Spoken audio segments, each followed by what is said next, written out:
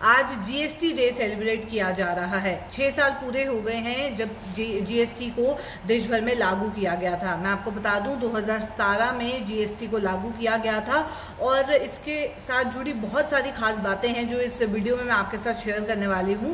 क्या आप जानते हैं कि लगभग 20 साल लगे जीएसटी को लागू करने में। जब इसका आइडिया जनरेट किया गया था और जब इसे लागू किया गया तो इसमें अप्रोक्सीमेटली 20 ईयर्स जो हैं इतना ज़्यादा समय लगा। क्यों इतना ज़्यादा समय लगा, इसके बारे में भी बातचीत करेंगे और जानने की कोशिश करेंगे कि क्या स्लैब्स हैं जिसमें जीएसटी डिवाइडेड है। पहले अगर कंपेयर किया जाए क्या टैक्सेस लगाए जाते थे और अब अगर कंपेयर किया जाए उसके मुताबिक तो क्या टैक्सेस कम हुए हैं या ज़्यादा हुए हैं, किन जगह एग्जेम्पशंस देखने को मिल रही हैं, कौन से स्लैब्स हैं, किस बेसिस पे कैलकुलेट किया जाता है और जो रिफंड प्रोसेस है उसकी वजह से सरकार को क्या फ़ायदा हो रहा है, सबके बारे में जानकारी मैं आपको देने वाली हूँ।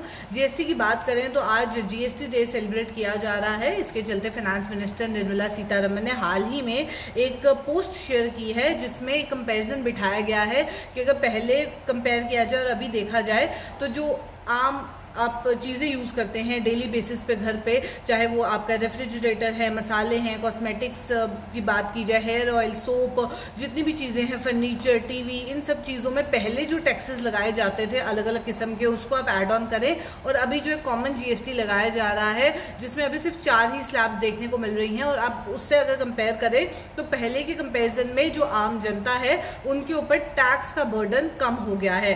वो पोस्ट जो है वो हाल ही में शेयर की गई, वो भी मैं आपके साथ शेयर करना चाहूंगी यहाँ पे, जहाँ बताया गया कि 27 इंचेस का जो टीवी होता है उसके ऊपर जो पहले टैक्सेस लगाए जाते थे वो 31.3% थे जब आप टोटल उसे ऐड ऑन करें, पर अब वही 18% स्लैब में आ रहा है। वो रेफ्रिजरेटर में भी 30% से ज़्यादा टैक्सेस लगाए जा रहे थे, वो भी अब 18% स्लैब में आ रहा है।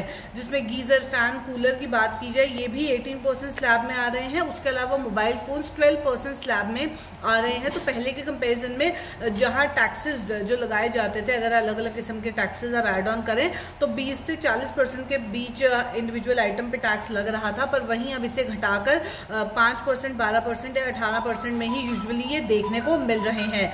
तो ये कुछ इन्फॉर्मेशन शेयर की गई है और साथ ही साथ मैं आपको बता दूं इससे गवर्नमेंट को भी काफ़ी फ़ायदा हुआ है क्योंकि जो टैक्स पेयर्स हैं उनके लिए भी कहा गया है कि पहले कम लोग टैक्सेस पे करते थे पर अब जीएसटी के द्वारा ज़्यादा लोग जो है वो टैक्सेस पे कर रहे हैं और रिफंड कलेक्शन भी जो है ऑनलाइन हो जाती है। इसकी वजह से जो टैक्स पेयर्स हैं उनको भी काफ़ी फ़ायदा हो रहा है। जैसे रिफंड कलेक्शन जो है वो ऑनलाइन हो जाती है, टैक्स आप ऑनलाइन पे कर सकते हैं, तो इसकी वजह से पूरा प्रोसेस भी स्ट्रीमलाइन हो गया है। सारी चीज़ें डिजिटाइज हो गई हैं, ऑनलाइन मोड पर आ गई हैं। आप घर बैठे अपने आराम से टैक्स पे कर सकते हैं, रिफंड के लिए अप्लाई कर सकते हैं। अब आपको ऑफिसेस के चक्कर नहीं लगाने और इसका बहुत बड़ा इम्पैक्ट देखने को मिला है। कुछ डेटा भी मैं आपके साथ शेयर करना चाहूंगी। जो जीएसटी कलेक्शन देखने को मिली और जो टैक्स पेयर्स देखने को मिले वो तो पिछले कुछ सालों में बढ़े हैं। मैं आपको बताऊं 1 अप्रैल 2018 में जो टैक्स पेयर्स थे वो 103.92 लाख थे, पर वहीं ये बढ़ गए 136.58 लाख हो गए 1 अप्रैल 2023 तक का जो डेटा सामने आया है। तो कई ऐसे चीज़ें हैं जिसका बेनिफिट जीएसटी के थ्रू मिला है। हालांकि जीएसटी की कैलकुलेशन के बारे में भी बात अगर की जाए तो 3 तरीके से कैलकुलेट होती है, स्टेट जीएसटी, सेंट्रल जीएसटी और आईजीएसटी जो कि इंटीग्रेटेड जीएसटी है। इसके बारे में भी डिस्कस करेंगे कैसे इसे कंसीडर किया जाता है, कौन सी जगह पे कौन सा जीएसटी लागू होता है और क्या उसके बेनिफिट्स हैं। हालांकि अगर जीएसटी की बात की जाए तो जहाँ कहा जा रहा है कि एक कॉमन टैक्स पूरे नेशन में लगाया जाएगा, 1 मार्केट 1 टैक्स कंसीडर किया जा रहा है 1 नेशन के हिसाब से, तो उसमें जहाँ एक कॉमन टैक्स की बात की जा रही है तो बहुत क्रिटिसिज्म भी देखने को मिल रहा है क्योंकि इसे भी फर्दर 3 कैटेगरीज में डिवाइड किया गया है। एक वो जीएसटी जो सेंटर लेती है, एक वो जीएसटी जो स्टेट ले रही है और एक वो जीएसटी जो इंटीग्रेटेड है। यानी कि अगर 2 स्टेट्स के बीच कोई ट्रांजेक्शन हो रही है, कुछ सामान जो है एक स्टेट से दूसरे स्टेट में लेके जा रहे हैं तो उस पर जो जीएसटी लग रही है, जो सेल एंड परचेज हो रही है उस पर जो जीएसटी लगती है पहले वो स्टेट लेती है, फिर पहले वो सेंटर लेती है, फिर फर्दर वो अलग अलग स्टेट्स में उसे डिस्ट्रीब्यूट करती है जहां पे उसकी ट्रांजैक्शन हुई है। तो ये थोड़ा लंबा प्रोसेस है और ऐसे कुछ क्रिटिसिज्म जो है वो देखने को मिल रहे हैं। हालांकि बाकी टैक्सेस से अगर कंपेयर किया जाए, जैसे आपको पहले वैट पे करना पड़ता था, इंडिविजुअल टैक्सेस पे करने पड़ते थे, हर एक चीज़ का अलग टैक्स आपको पे करना पड़ता था, एक्सपोर्ट ड्यूटी, सेस, इतनी सारी चीज़ें जो हैं वो लगाई जाती थी, पर अब इसे कंबाइन कर दिया है, एक कॉमन टैक्स लगाया जा रहा है जिसे जीएसटी के रूप में आप जानते हैं।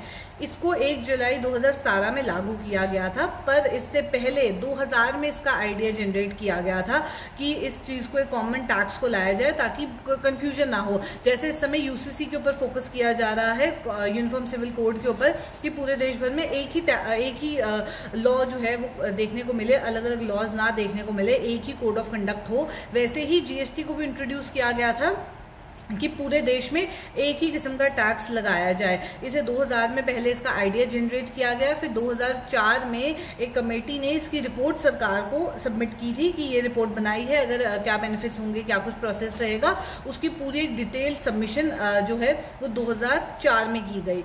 इसके 2 साल बाद यानी कि 2006 में बजट में इसके बारे में डिस्कशन की गई। 2010 में जीएसटी को देश में लागू करने की घोषणा की गई कि चलो अब लागू कर देंगे। 2010 में इसकी अनाउंसमेंट हुई, पर उसके बावजूद भी 2017 में जाके इसको जो है लागू किया गया देश भर में। 2010 में इसे लागू क्यों नहीं किया गया, इसके बारे में केंद्र और जो राज्य सरकार थी, जो सेंट्रल स्टेट गवर्नमेंट्स थी, उनके बीच कुछ डिफरेंसेस देखने को मिले और एक कॉमन ग्राउंड नहीं मिला जिसके बेसिस पे जीएसटी को लागू कर दिया जाए। इसलिए 2010 में जहां अनाउंसमेंट हो गई थी कि जीएसटी लागू हो जाएगा, उसके बाद भी जीएसटी लागू नहीं हुआ। फिर 2017 में इसे लागू किया गया। 2016 में राज्यसभा और लोकसभा में इसका अप्रूवल जो है वो मिल गया था। जो प्रपोजल भेजा गया था उसे अप्रूव कर दिया गया था राज्यसभा लोकसभा में, दोनों जगह पे इसे पास कर दिया गया और 2017 में इसे फर्दर इंट्रोड्यूस किया गया पूरे देश भर में।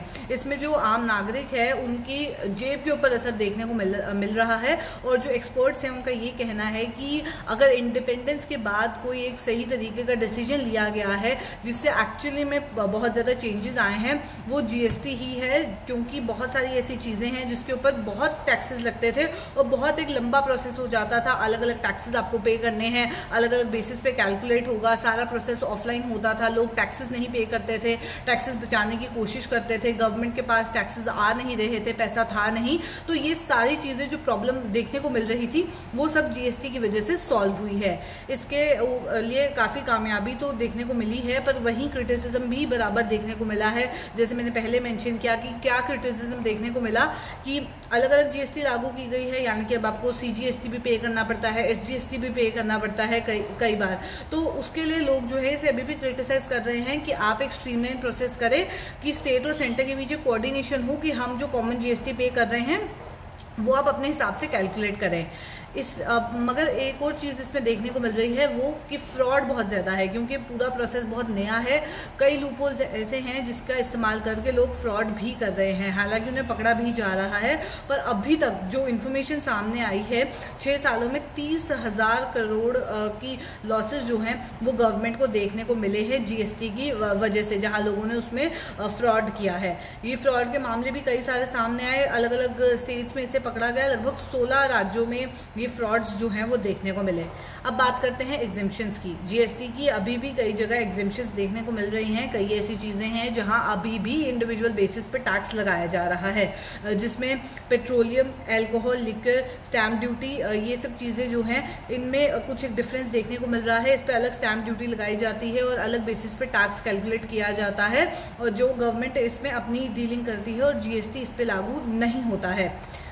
इसके 4 स्लैब्स हैं, यानी कि 4 बेसिस पे ही जो टैक्स है कैलकुलेट होगा। ऐसा नहीं है कि एक आइटम है, आपको फ्रिज खरीदना है तो आप 5% टैक्स दे रहे हैं, अगर आपको टीवी खरीदना है तो आप कुछ डिफरेंट टैक्स दे रहे हैं, या फ्रिज में भी कोई फर्दर डिफ्रेंसिएशन है, आप अलग स्टेट से खरीद रहे हैं या कुछ भी डिफरेंस अगर है तो आपको अलग बेसिस पे टैक्स नहीं देना है। एक कॉमन स्लैब सेट कर लिया गया है कि अगर आप 27 इंच के नीचे का टीवी खरीद रहे हैं, उसका साइज इससे कम है, तो आपको 18% ही पे करना है, चाहे आप कहीं से भी खरीदें पूरे देश भर में। और ये एक प्रोसेस किया गया, इसको 4 स्लैब्स में कंसीडर किया गया है। पहला स्लैब है 5%। इसमें बहुत ही बेसिक आइटम्स इंक्लूड की गई हैं, स्पेशली एग्रीकल्चर आइटम्स जिसमें लोगों को बेनिफिट हो, जो कि आपके हाउस होल्ड के आइटम्स हैं। 12% अगला स्लैब है, 18% है और फिर 28% का स्लैब एक रखा गया है। 12 और 18% में मोस्टली वो चीज़ें आ रही हैं जो आपके डेली हाउस होल्ड के आइटम्स हैं, चाहे वो फर्नीचर हो, मोबाइल फ़ोन्स हो, फ्रिज हो, ऐसी कुछ चीज़ें जो हैं वो इसमें इंक्लूड की गई हैं।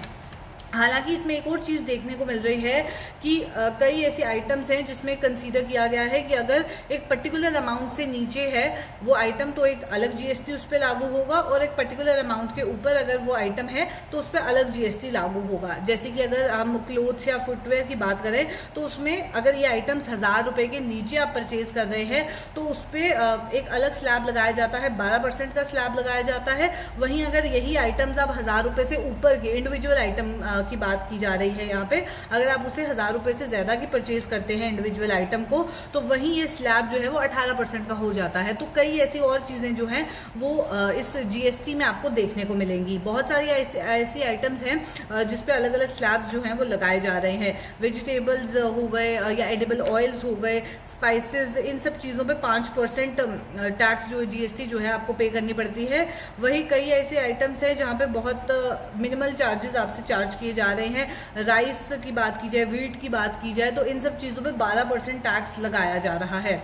इसके अलावा बात करें अब किन टाइप्स के जीएसटी हैं, स्टेट जीएसटी, सेंटर जीएसटी और इंटीग्रेटेड जीएसटी, 3 टाइप्स हैं। उसके बारे में मैं आपको बताऊं, सेंटर जीएसटी, सीजीएसटी जिसे कहा जाता है, वो एक कॉमन टैक्स है जो कि सेंटर की ओर से लिया जाता है। स्टेट जीएसटी, जब आप इंडिविजुअल स्टेट के अंदर कोई ट्रांजैक्शन कर रहे हैं तो स्टेट जीएसटी उस पर लागू होता है। यानी कि सपोज आप जम्मू में हैं और जम्मू में ही कोई ट्रांजैक्शन हो रही है, प्रोड्यूसर्स भी यहीं पे हैं, मैन्युफैक्चरर्स भी यहीं पे हैं, कस्टमर्स भी यहीं पे हैं, एक लोकल ट्रांजैक्शन हो रही है स्टेट के अंदर, तो उसमें स्टेट जीएसटी लागू किया जाता है।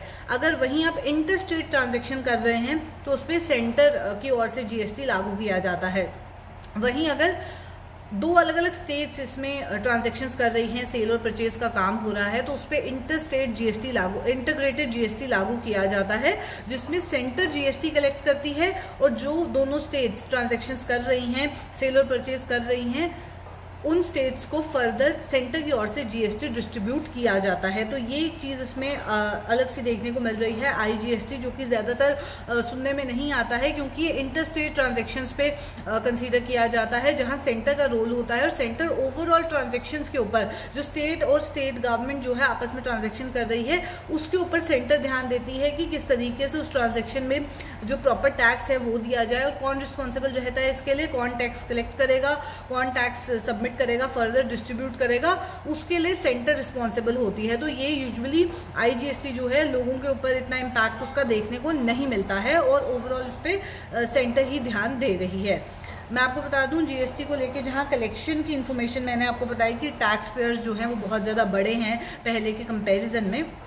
जीएसटी से बहुत ज़्यादा लाभ तो हुआ है पूरे देश को। इसमें मई 2002 में सरकार को जो जीएसटी उन्होंने कलेक्ट की थी, जो रेवेन्यू कलेक्ट किया गया था जीएसटी के द्वारा, वो था 1,40,0885 रुपीज़ का। वहीं ये चौथी बार ऐसा हुआ है लगातार जीएसटी जब से लागू हुआ है उसके बाद कि 1.4 लाख करोड़ से ज़्यादा का जीएसटी रेवेन्यू कलेक्ट किया है सरकार ने। पहले जो टैक्स पेयर्स थे वो टैक्स बचाने की कोशिश करते थे और इतना ज़्यादा टैक्स सरकार को नहीं मिलता था, पर अब ये जो ऑफिशियल इंफॉर्मेशन शेयर की जा रही है गवर्नमेंट के द्वारा, उसमें बताया जा रहा है कि लगभग 4 साल हो गए हैं और तब से उन्हें 1.4 लाख करोड़ से ज्यादा का टैक्स रेवेन्यू कलेक्ट किया जा रहा है उनके द्वारा, जो कि जीएसटी के फॉर्म पे है।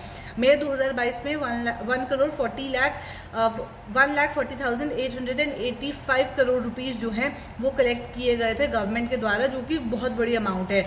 तो गवर्नमेंट को तो बहुत ज़्यादा फायदा हुआ है। हालांकि गवर्नमेंट और एक्सपर्ट्स ये क्लेम करते हैं कि जीएसटी की वजह से कई ऐसी हाउस होल्ड आइटम्स हैं जिसका रेट पहले के कंपैरिजन में बहुत ज़्यादा कम अब हुआ है और लोगों को जो है काफ़ी इसमें फ़ायदा हुआ है, क्योंकि जो टैक्स का बर्डन होता था लोगों के ऊपर वो बहुत ही ज़्यादा पहले के कंपैरिजन में कम हो गया है। अब आप लोग भी ज़रूर इस पर कमेंट करके बताएं कि जीएसटी को लेके आपके क्या विचार हैं। क्या आपको लगता है कि जीएसटी की वजह से जो हाउस होल्ड आइटम्स हैं उसके अमाउंट कम हुई है? क्या उसमें आपको कुछ बेनिफिट देखने को मिला है? ज़रूर कॉमेंट करके हमें बताएं। तो चलिए फिलहाल के प्रोग्राम में इतना ही, जहां कोशिश की जीएसटी के बारे में बताने की, जहां आज जीएसटी डे सेलिब्रेट किया जा रहा है। मैं आपको बता दूं 6 साल पहले 1 जुलाई 2017 को देश भर में जीएसटी लागू किया गया था।